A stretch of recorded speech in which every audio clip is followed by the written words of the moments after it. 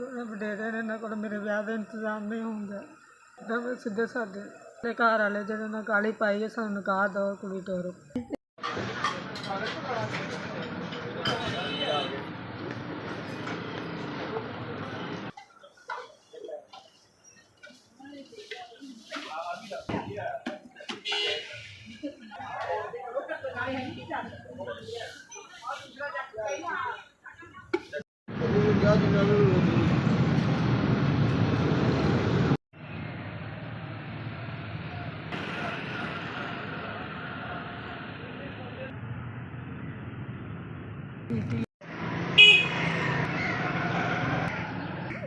दो भांडे सारे मिले ने, 2 मंजियां मिलियां ने, किराया भी मिलिया, 3000 रुपए का मिलिया सारा समान मेरी बच्ची वास्ते कर दिता। अल्लाह पाक तुहाडी तंदुरुस्ती दे जी। सारा हल मिल के बोझ ला दिता, सारा समान मिल गया।